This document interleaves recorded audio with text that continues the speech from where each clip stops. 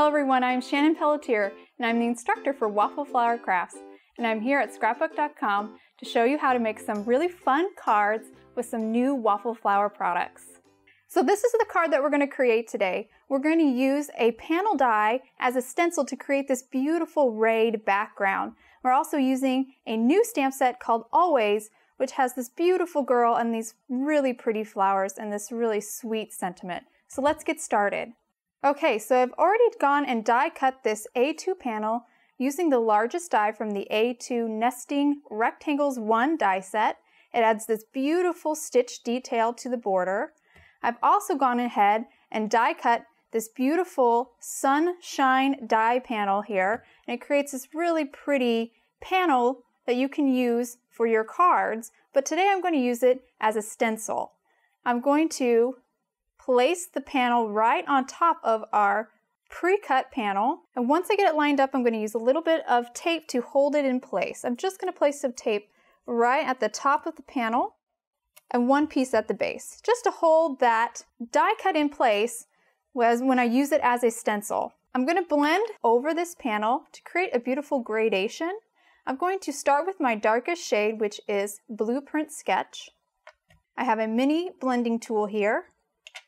I'm going to ink it up, press off some of the excess, and then start from the center and then work out, making circular motions. I'm going to do a couple layers. I really want to have a nice intense blue. Now my dark is done. I'm going to move to a lighter blue color. I'm going to use Salty Ocean, and again, start from the center and work out. I'm going only slightly over the dark blue and getting lighter as I make my way towards the edges of the card. And now the blending is done. So now we can remove the stencil. We remove the tape. So now that we've completed our ink blending with the stencil, we're now going to do a little bit of black splatters. We're going to use Distress Ink Black Soot. I'm just going to smoosh it down to get some ink out of the pad. Mix it with a little bit of water so it's nice and liquidy. Load up my brush, hold my finger out over the panel, and then just tap the brush along my finger, and I'll get some beautiful splattering from this black soot. Now I'm going to set this aside to dry, and I'll work on coloring my images. Okay, so I've already gone ahead and stamped and heat embossed with some black embossing powder these beautiful images from the new Always stamp set. I'm going to now watercolor these images. The reason why I heat emboss these first is just to make sure that the ink won't bleed and they are waterproof. And I did stamp these on watercolor paper as well.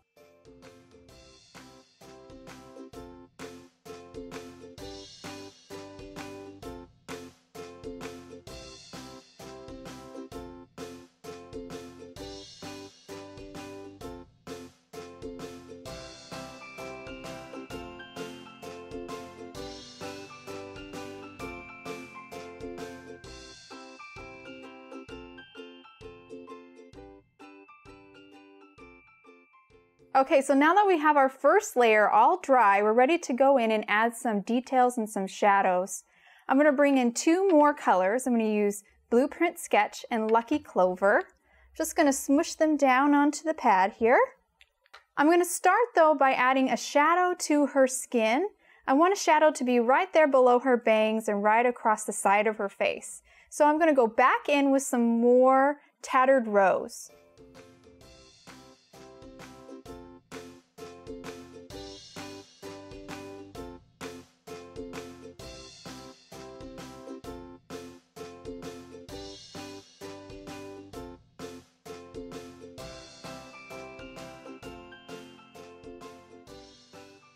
And then I'll clean my brush and I'm just going to blend this out so it's in softer gradation.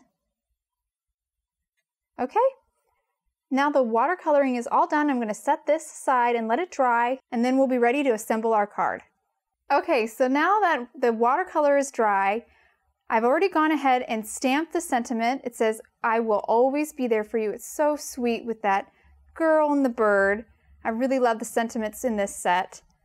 I'm going to first glue this panel down onto a A2 top folding card base. I'm just going to use some liquid adhesive.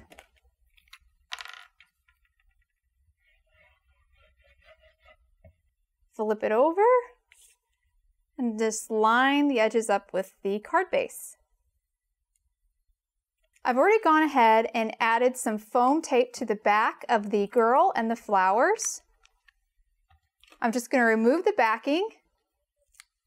I like to start with the girl, center her,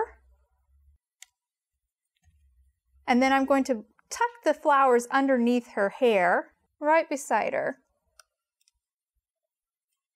The last thing I would like to do is add a little sparkle. It's already a really beautiful card, but we're just going to take it up one more notch. I'm going to grab some clear sequins here and just place some clear sequins around her head and the flowers. I'm going to use a little liquid adhesive here to hold these down, put a couple drops, and then grab a sequence and put it right on top.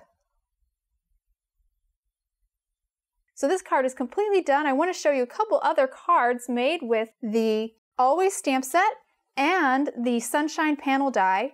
Here's another card, very similar layout. Used the Sunshine panel die as a stencil, but different color palette, and also we did some no-line watercoloring here. Here's another beautiful sample. This one is a 5x7 card, so it's a larger card.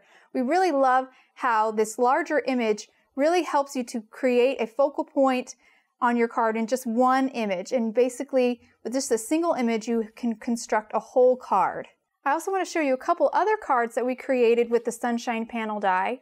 This one here is a shaker card. So you can raise the panel up and then put a sheet of acetate and then fill with sequins and have this really fun shaker card. The second example shows you how you can slightly layer your panel die cuts slightly askew, and you have this beautiful, bold, modern look as well. So I hope you guys enjoyed this close-up on the Always stamp set, as well as the Always matching dies and the Sunshine panel die. Thanks for watching. If you like this video from Scrapbook.com and want to see more, please like, share, subscribe, and leave a message. Happy crafting!